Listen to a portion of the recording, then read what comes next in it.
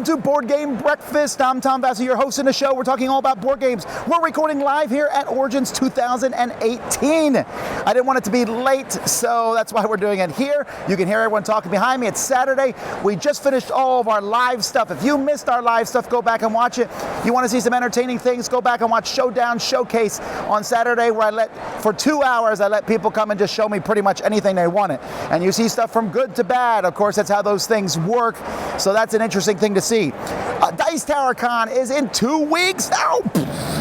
So many good things happening, but right now we want to focus back and say, okay, what's happening now?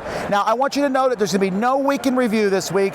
There's also going to be no Q&A today. There will be a Q&A tomorrow. I'll set that up and we'll do a Q&A then. And you'll see also other stuff which I'll talk about later on in this episode. But first, the news.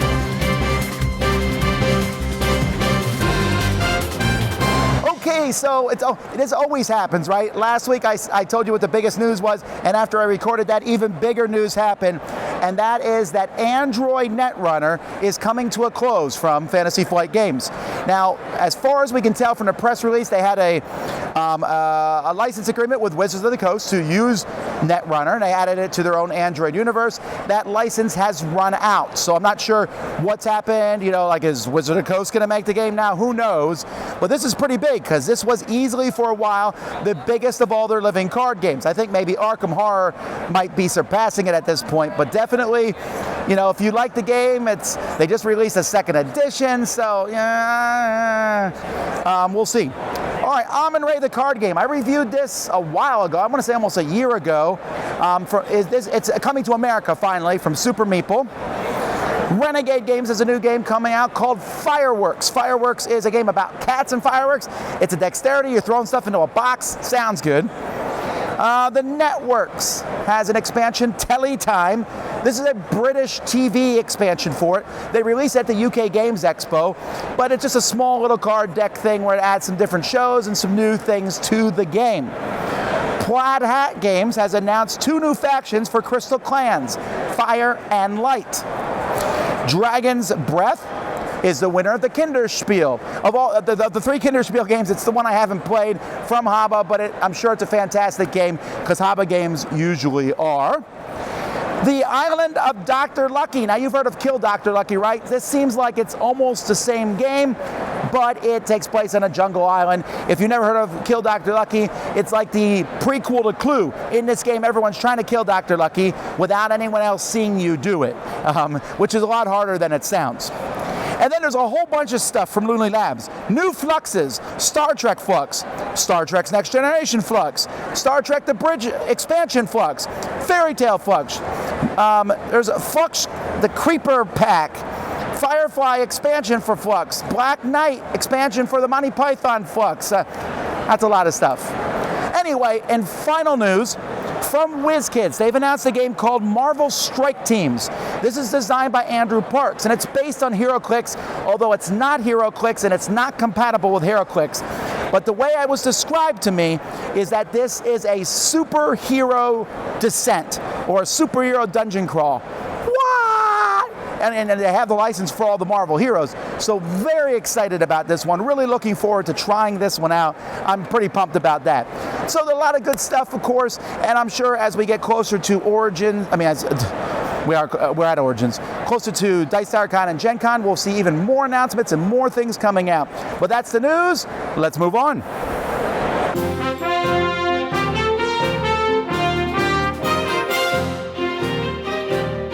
Happy breakfast, everybody. I am here at Origins Live.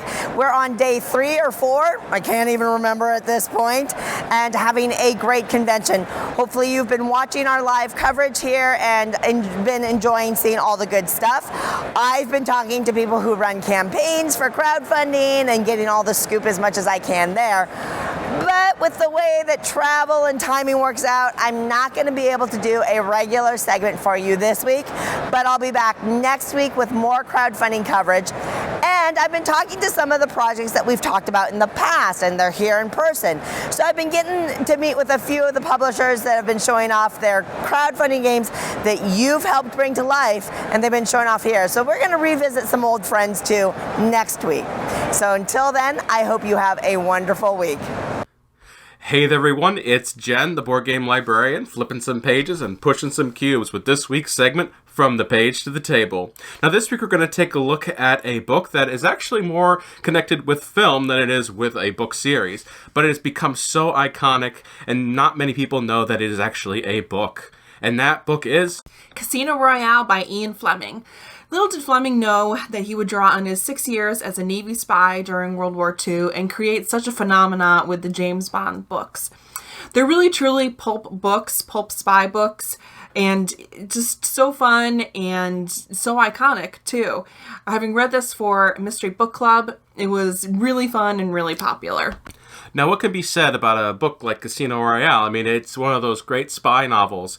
It really kind of just launched James Bond into this massive franchise that is actually considered still to be one of the greatest and most profitable film franchises of all time. There's double agents, secret identities, and all this fun sort of stuff. So, really, as the board game librarian, what game would I pair with a book like Casino Royale with so many spy games out there? Well, that game would be Secrets, designed by Eric M. Lang and Bruno Feduti, published by Repos Productions. 4 to 8 players, 20 minutes maybe.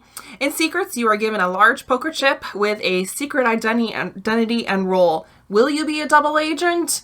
Will you be straight up the whole time? You can be CIA, KGB, or a hippie.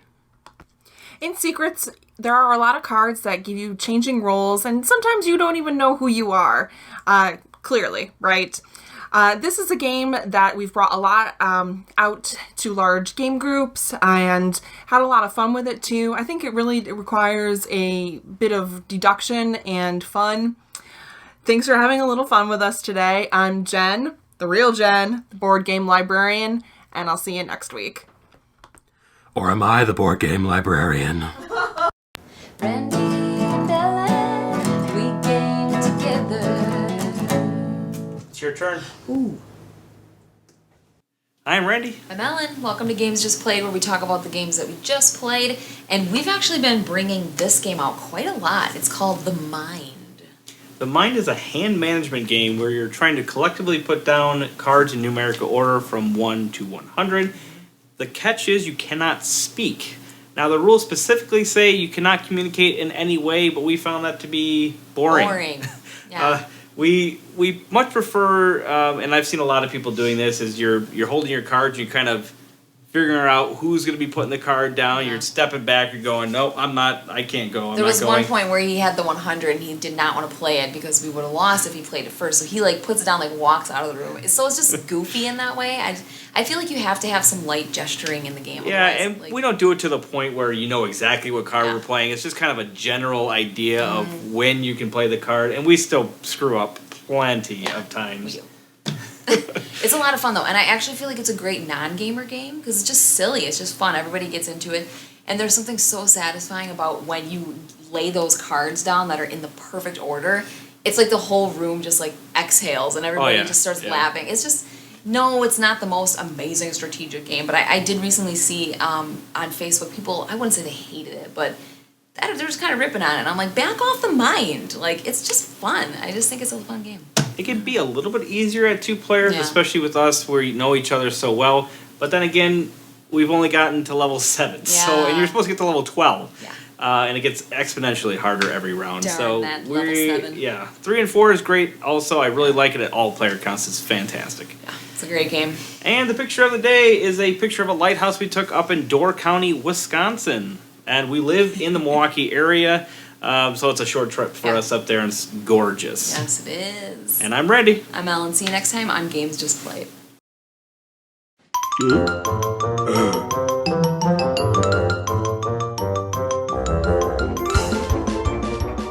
So what's coming out from the Dice Tower this week? Well, I'm going to be taking a look at My Little Scythe, Magic Maze Kids, Coimbra, Century Spice Islands, Reef, and a whole pile of other games. It is review time. We got lots of things. If you missed the top 10, we put one out this past Sunday. I know some people have been clamoring for top 10 lists. They're a little harder to do in the summertime, but we'll try to get some more of that stuff done.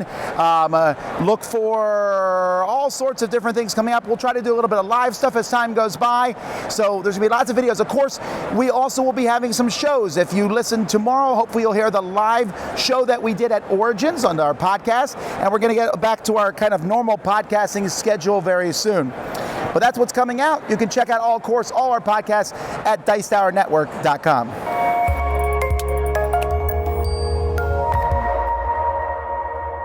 Hello everyone, my name is Annette, and you may know me as Netters Plays. And today on Applied Mechanics, I'm going to go over the game of Kashgar. So this game has a unique mechanism, which I'm a little unsure how to explain. It's a little bit of deck building along with tableau building, but let me just show you what I mean and why I really like it. So each player will start off with these 3 caravans, 2 cards in each caravan. On your turn, you can do one of 3 actions. You can go ahead and play a card from the front of any one of your caravans and either complete a caravan action, a parting action, or even a passing action. If I chose this caravan, then I will do one of the 2 actions labeled on the card. For example, this card allows me to draw 2 cards from the deck and place one of those cards behind this caravan. The cards that you're drawing from will either allow you to gain resources, do other special actions, or even allow you to fulfill orders. Not only that, but they will also either add or subtract points from your score. After I do that action, I will take this card and place it at the back of the caravan. Any new cards that I obtain will also go behind that. Other cards have the parting action, which is the rose-colored background. If you do that action, then you will have to discard this card that's been played.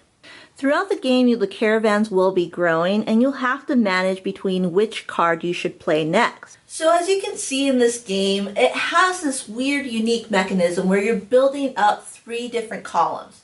And I describe it more or less like a cube management system, where these cubes keep on rotating throughout the column. You keep on adding cards to your deck, which is like a deck builder. However, it's an open display of cards, like a tableau.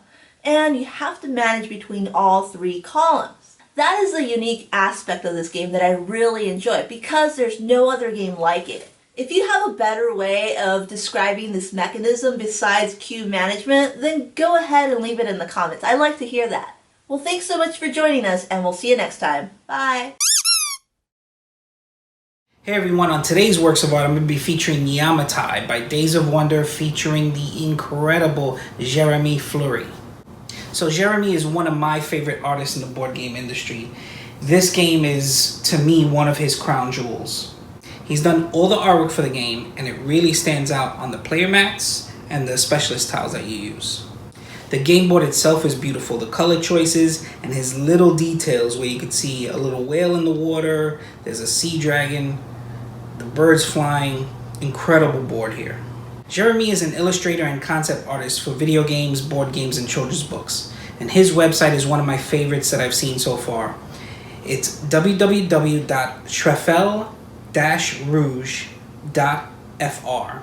His website has an incredible gallery that shows pinup art, again, those children's books, and even more board game art. He also has a portfolio that goes into more detail on his various projects, again, from board games to video games to children's books. And you guys should also check out his incredible Facebook page. It's at treffelrouge.illustration. And he goes into detail on his various projects. He shows some of his personal artwork, some sketches, some redone artwork. He has videos for some of his projects. Again, his Facebook page is pretty amazing. Well guys, that's it. Definitely check out more Jeremy's work. He is one of my favorites within the board game industry, and it's an absolute pleasure every time I go to a board game store and I'm able to pick up one of his titles. Definitely check out any of my social media accounts, Instagram, Facebook, Twitter, and on YouTube, Board Game Artistry with Gamer Joe. And until next time, enjoy your day, guys.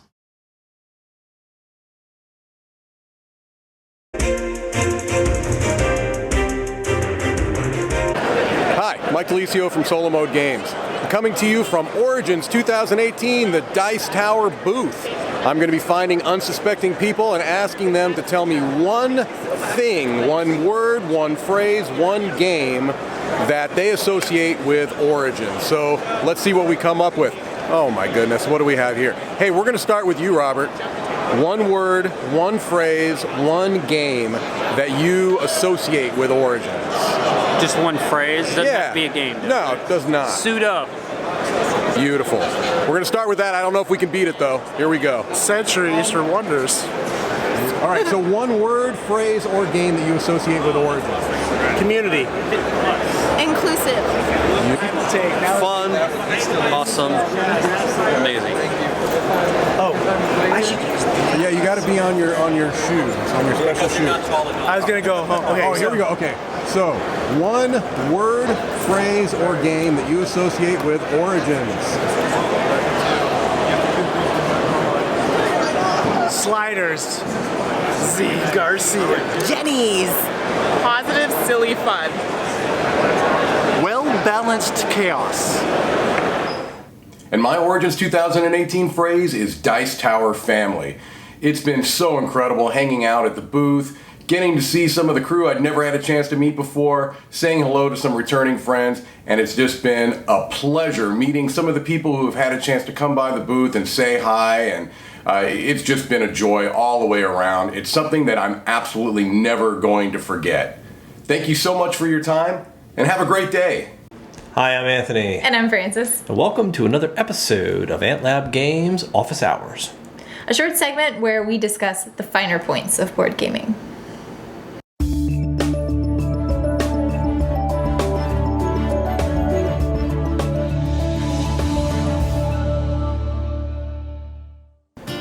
All right, so what are we talking about this week? All right, so this week we are not at Origins, which is sad, but we thought we'd start talking about some con stuff. So cons can be kind of expensive, and we thought we would talk about how to con on a budget. Con on a budget. Yeah, it's always good. All right.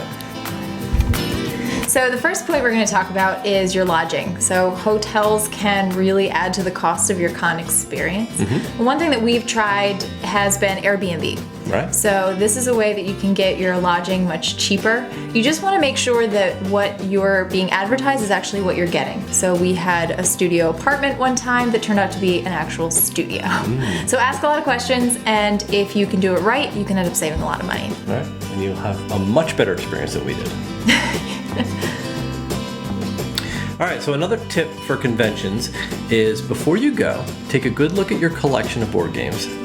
All of those that you haven't been playing or interested in trading, put an auction out on BGG, a pickup-only auction for this specific convention, and you'll be surprised by how many people are actually interested and will want your games. Take the games along with you, deliver them at the convention, save on shipping costs, come home with lots of new games. Better games. Win-win. Yeah. So if you're anything like me, gaming makes you hungry. Or hangry. Very hangry. So make sure that you pack some sustenance. Going to the food areas of the big cities can be very expensive, and you might be walking a lot during the middle of the day when you could be gaming. So sometimes packing things like a Cliff Bar or other kinds of snacks can get you through the day and could even help you skip a meal. Yeah. We also recommend taking a refillable water bottle that you can fill up throughout the day. Absolutely. All right, so our final tip is try before you buy. So at every convention we've ever gone to, we've had opportunities to either watch or sit and demo most of the new hotness out there. So what we recommend is actually doing that before you jump in line to buy that new hotness game, right? Because it may not be something that you actually end up liking. Right. Especially because at these conventions, when buying from the publishers, you are paying full price. More than you'll probably ever pay for this game anywhere else. Yeah. So if you're going to put down the money, make sure it's something you really are going to enjoy. Great tip.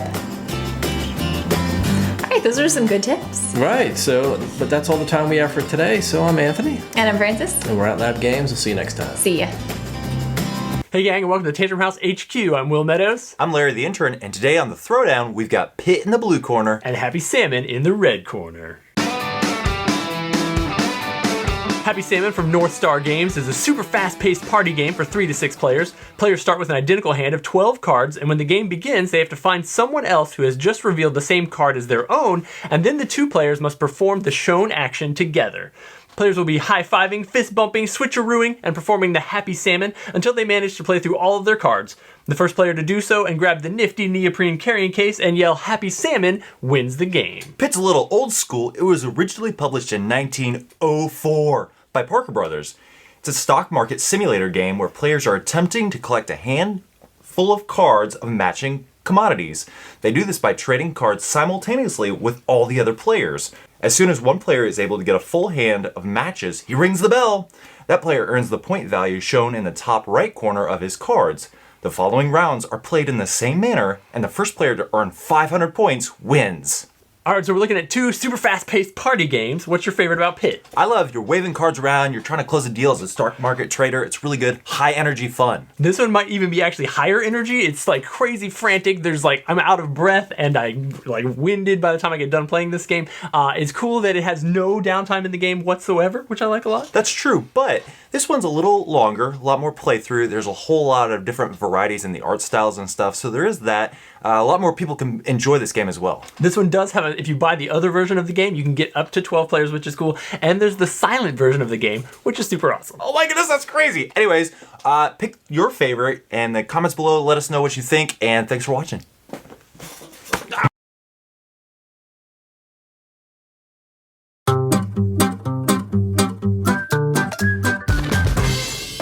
I want to talk about the short pitch. That's something I've been thinking about here at Origins, right? I go by all these booths, and there's a lot of booths here, especially with people who have small games. You know, it's a new game that they have, and they want to show you. Now, when I stop by your booth and you're going to show me a new game, you need to be able to get me excited about that game really quickly. And so if you have a game, and I think this is a thing to talk about to the audience here because it seems like everybody has a game. And so if you have a game, I might say something to the effect of, what's your game about? You need to be able to fit that in 3 minutes or less, easily. Because most people's attention span isn't very long anyway. And if you can't describe your game in 3 minutes or less, then I don't think that you know your game that well. I don't need to know what it's like. I don't need to know this really cool, obscure mechanism in the game, and don't take too long explaining one part of it. You need to give a basic overview of the game. So let's say I'm describing Ticket to Ride. I would say this game is a game which you're trying to get points by connecting routes all across the board. You're connecting different cities to other ones, and you're doing so by drafting cards almost like rummy as you collect these cards. And so you're trying to collect cards in your hand to put these routes out before other players do, but also try to get them down or save up, and you're not really sure if you should save or play, and you're playing against other players, blocking them, and also building a really cool railroad network on the board. Boom, done. But you can also do that with even more grandiose games and take the bigger games and just bring them down to their small mechanisms. Will you be able to explain everything in a game? No. Will you be able to answer every single question? No. But then if the person has follow-up questions, they can come to you. Well, I just did the Showcase Showdown, like I mentioned earlier, where for 2 hours we had people come on and we gave them 3 minutes and 30 seconds. You know, waffling, some people went up to 4 minutes or so, but pretty much we gave 3 minutes, 30 seconds, and you can see the games that you say, well, I know what that game's about from the pitch, and you can see games you're like, I have no idea what they just talked about. You know, and so the short pitch is really important.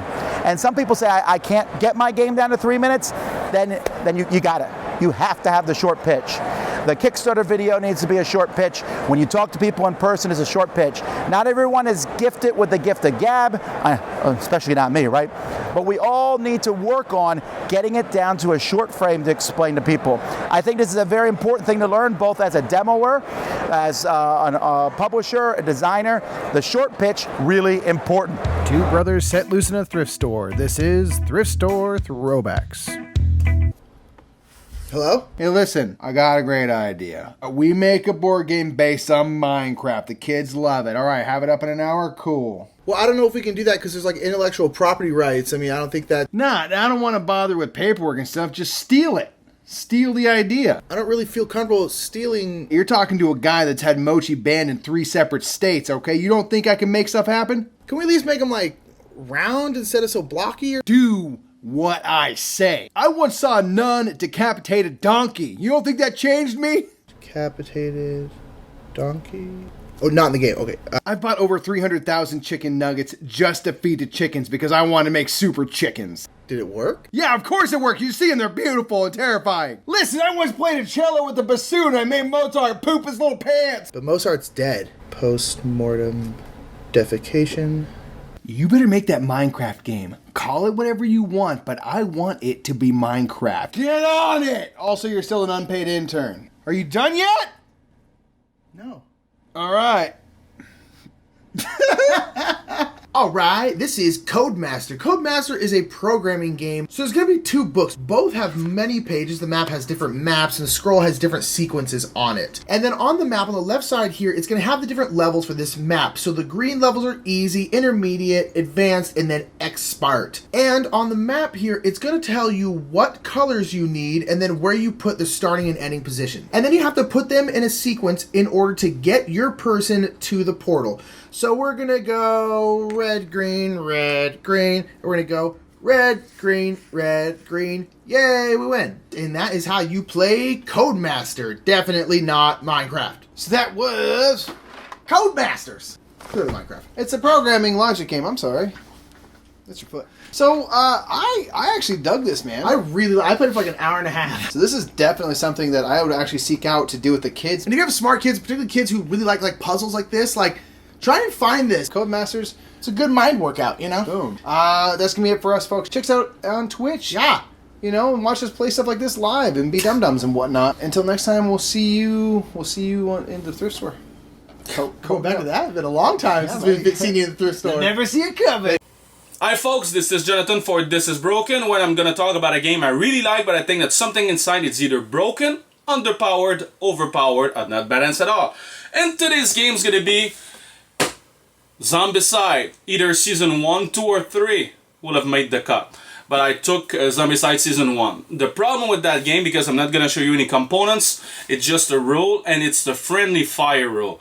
You see, when you play the game, if one of the players is stuck on a tile with a bunch of zombies and you try to help him, the only way is to go on the tile by yourself, because if you try to fire with a ranged weapon, the rule staple that you're gonna hit your fellow player instead. That's stupid. I don't even know why they bother with that rule in playtesting.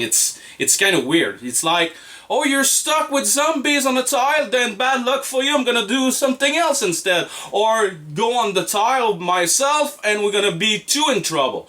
What they did with the new version of Zombicide Black Plague, they fixed the rule by saying that if you try to fire on a space on a tile with a fellow player and zombies, and if you hit, you're gonna hit the zombies, and if you miss, then you're gonna hit your fellow player. That makes more sense because there's supposed to be movement on that tile if it was in the real world. So it makes really more sense to do that instead, and you can easily fix the problem in those games, Season 1, 2, and 3, by applying the rule from Black Plague to those Zombicide games. So that was, I think that it's broken. Yeah, it's broken. Inside Zombicide. So thank you for watching. See you next time, guys. Bye bye.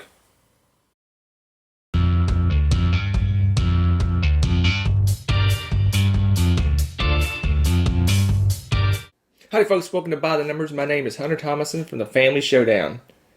On each episode of By the Numbers, we take a look at a numeric board game related topic. This week's topic: how large is your shelf of shame? I probably should start off by describing what is a shelf of shame. A shelf of shame is that section of your board game shelf that has the games that you've purchased but have never played. Taking a look at a picture of one of my board game shelves, you see down in the bottom corner, somewhere down here, right about here, is my shelf of shame. That's kind of like board game inception. I recently put up a poll over on the Dice Tower Facebook group. You can travel over there and join if you haven't joined already. And I asked, how big is your shelf of shame? And I broke it out into various percentages, and people voted. Thank you for voting. And let's take a look at this handy dandy chart. That's not very useful. Let's take a look at this handy dandy chart.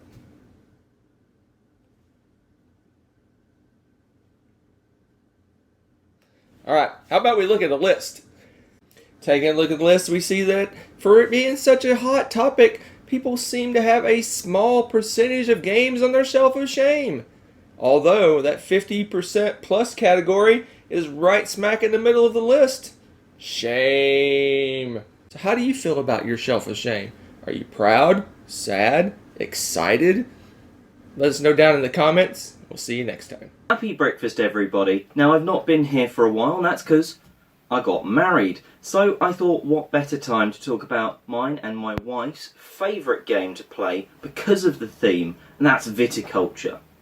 I love the way that the whole game is sort of premised around the winemaking. Yeah, there's a load of other ways to get victory points by visitors, but you are effectively having to build the right buildings to be able to actually plant the grapes. You're then harvesting them, you're turning it into wine, aging them, and then selling them off as wine orders. Now, alright, I don't know much about the winemaking process in real life, but I like the idea of the crush pads, and you can always think of someone standing in them and squishing them down to actually turn it into the wine to put in your cellar that you can enlarge, and it just seems and feels really thematic from that point of view, that you can kind of in your head think about the whole winemaking process, even the aging that happens at the end of each year.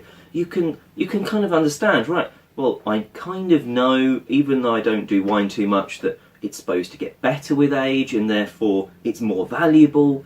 It just all kind of makes sense. And that's why it is one of our favourite worker placement games, and that's Viticulture. Fantastic game. And I'm Oliver East, signing out. Hello guys, it's Cardboard Rhino and welcome to Rhino Says Yes. Today I want to show you one of the most beautiful games out there with a unique theme and gameplay. It's Kanagawa. We are in Kanagawa, the Great Bay of Tokyo, and you are a student of the Great Master Hokusai and you're learning to paint. Your goal is to make the most harmonious print possible. In every turn, you put down on the school board one row of lesson cards. Each player in player order has the chance to either broaden their knowledge, as in take no cards and wait for the next turn when more lesson cards will be up for grabs, or she can put her knowledge into practice. She can choose a column of lesson cards and take all the cards of that column, and then she can add them to her studio, which offers some improvements and abilities, or to her print, continuing her masterpiece. To add a new section of the print to your canvas, you must be able to match the combinations of the landscape shown on the new card and use brushes for them from your studio. As soon as your print meets the requirements of one of the diplomas, you have only one chance to choose whether to take it or leave it. You can only take one diploma per category, and if you miss your chance, you can only go for a more difficult diploma in the same category. Then you go to the new lesson, laying out another row of lesson cards. When all players have taken lesson cards, the round is over. The game ends when at the end of a round the deck is empty, or when one or more players have at least 11 cards in their print. Then the players count their harmony points, which are awarded from the lesson cards, also from your longest sequence of identical seasons, and any other harmony points. The first thing that lures you into Kanagawa, let's face it, is the sheer beauty of it. It has gorgeous components and illustrations, but it's not just a pretty game. It's fast-paced and at the same time gives you very interesting decisions to make, which makes it very engaging. It has flexibility in terms of the ways of scoring and the ways that you can use a card, and it also has some very challenging take it or leave it moments. So Rhino says yes to Kanagawa. You should definitely give it a try. Greetings and welcome to the Mega Meeple. I am Thomas Grogan. Alpha players. Okay, there is a distinct difference between somebody helping another player, maybe with some rules or maybe some coaching on some strategies that they could do, and someone who dictates to other players how they are supposed to play the game. Now, I've commonly seen this in RPGs, but I have seen this sometimes crop up in board games. A recent experience I had with an RPG is there was, counting the GM, there were 5 players. And of course, there was one alpha player there.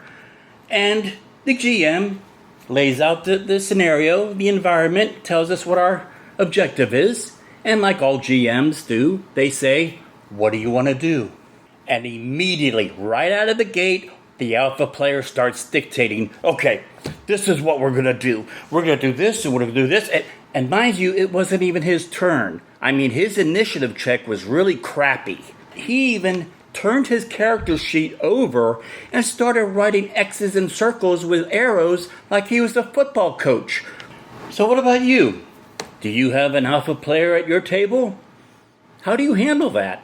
Sound off in the comments down below. And if you want to learn more about the Mega Meeple, just go to our website. All the pertinent information and links are there. And until next time, thank you so much for watching.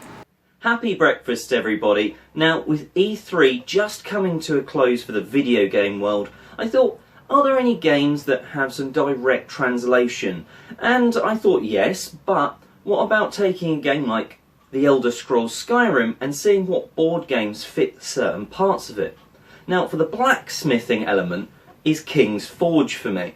Now, in this game, you are getting some metal dice at the start. You're going to be doing actions to taking cards on your taking a card on your turn, and that's going to allow you to say discard 2 dice, 2 metal dice, to gain 1 wooden dice. And you're going to be slowly upgrading or changing your dice pool, because then at the end of the round, anything you've not spent, you can roll and then use those values against items that are sort of to be made for the king. Once you've made enough weapons or items for the king, you win. Now, there's a number of ways that you can sort of get dice mitigating, like sort of luck mitigating issues out of the way. So some of the cards will allow you maybe to, if you've chosen that option, to do a +1 to your dice roll. Some will give you just more dice, so you've got a better chance. And if you say you pass first during the round, you even get a +1/+1 to 2 different dice rolls. So you can sort of go, right, well I need a 6 and a 5, I've got a 4 and a 5, there we go, I use my +1/+1 and it works. Now, I'm not a huge fan of dice rolling because dice seem to hate me, and this does seem to be the case for King's Forge. So if you're really not enjoying luck dependency, maybe not for you, but it's still good fun and it's quite quick. You're just throwing some dice, gaining more dice, and that's kind of all it is. But you are smithing objects, just like blacksmithing in Skyrim anyway. Anyway, that's King's Forge, and I've been Oliver East, signing out. Hey, this is Mike with the Board Game Makeover. I just got back from Origins 2018 and had a great time. Wonderful time meeting people, working with the Dice Tower crew, of course, and just seeing all the new ideas and games that are coming out. Well, in this episode, I bring you episode number 2 of my Games on a Plane series. And in this episode, I bring you Azul Dice Buddies version. I'm going to show you what I did to make this work, because this was not as simple as it looked. So whenever I make travel versions of games that fit in this box, I usually like to use magnetic pieces or make them magnetic somehow. Well, the problem with this game is that you don't want magnetic pieces for the tiles, because in this example, these magnetic pieces would all stick together. And that would be a problem. So what I had to do instead was create a magnetic board. And I bought some really thick magnet board, and I was able to create a magnetic overlay that featured my dice buddies from the Dice Tower. I used these magnets right here just as a scorekeeper because they fit pretty well inside the square. And I made these dice buddies using 2 washers that I glued together, and then I just glued little tiny round 1-inch dice buddy pictures onto that. Now the flaw in this whole setup is that I used photo paper, which is really thick, so it doesn't stick as well to the magnet as I had hoped, but it does stick enough to give me some kind of a non-movement. But if I turn the case upside down, it will fall off. So next time I'll probably use regular thinner paper that will stick better to the magnets. Just put them in a little thing like that, and you'll all pretty much get the idea of how that would work. And of course, you can always have anything to use for that -1 point marker as well. But this is it. Azul Dice Buddies Edition, Games on a Plane. So the idea to use washers as a round metal magnetic item worked really well. Where I flawed was I love to use photo paper, and it was a little too thick to actually have them stick to the thick magnet mats here, but the friction was enough to make them stay when they're actually placed on the magnets. So I am very happy how this turned out, and using my Dice Buddies, that just makes the game too. Thanks for watching the Board Game Makeover. I will see you next time. Hello, my name's Dan, and this is Cora, and we're here today to talk to you about board games for children. Well, just young children really. And today we're going to talk to you about Sticky Chameleons. Sticky Chameleons. Sticky Chameleons is a game for 2 to 6 people, where you play a bunch of chameleons competing to get the juiciest bug. The gameplay is really simple. Each person gets a sticky, rubber, stretchy tongue thing, and one person rolls a dice to see which bug is a target. Then, everybody frantically tries to slap their stretchy tongue onto the bug in order to pick it up and then bring it back to them. This really is chaotic and silly fun, and the tongues are surprisingly durable. When they get a bit dirty or dusty, you just run them under a tap, and they're as good as new. We love this game. I have got it. Yeah. Oh, that's So, Cora, what do you think about Sticky Chameleons? I like how it tangles up and Yeah, sometimes you get a fight, don't you, to see if you can get the... Yeah, and you're like, you're not gonna have it. Yeah, no. And when you roll the dice, it's like, you have to do it as fast as you can. Roll the dice, found it, yeah. Yeah, that's it. Oh, so ready. You have to do it really quickly, don't you? This game's okay with 2 people, but it's even better with more people. I played the other day with 6 people. And was it all just high five in the middle of 6? Yeah, there was just loads of... and you were like... People getting hit in the eyes with the tongues and all sorts. And The only downside is the bits tend to fly everywhere, so I have to spend about 15 minutes at the end I'm the only looking one for them all. I collect them all. So Sticky Chameleons is a really good game, I think. Very fun with kids, and actually... Piece there, piece there, piece everywhere. Flying everywhere. We're going to give it 2 sticking to the table thumbs up. One brother let loose in a thrift store. This is a rip-off of thrift store. I went to a charity shop recently, and you know what I found? I found this. And I was going on recently about shuffling cards. $2.99 card shuffler. Of course I'm getting it. And I thought, well, what's better than shuffling cards with your hands like a savage? Well, it's just shuffling with a Vegas-style card shuffler. Look at this thing. Huh? Came with batteries. Needs 4D batteries. 4 of them. Not futuristic 4th dimension batteries, of course. Just 4D batteries. So what you do is, you get your cards. You put some there, and this can be used for any cards. You could shuffle up your little cards in seasons. You could shuffle up all the cards to a game where you got to have all the cards in the right order and just ruin it for everybody. Ruin some people's commander decks. That'll be fun. And you pop them down and you press the button and nothing happens. Of course nothing happens. It's broken. It's got 2 little things. It's rubbish. The whole thing. Shuffle cards with your hands. You don't need this. This was a waste of money. I regret this. I regret my life choices I made. This is the central focal point of all my life's disappointments. Vegas style. The only thing Vegas about this is it was a rip-off.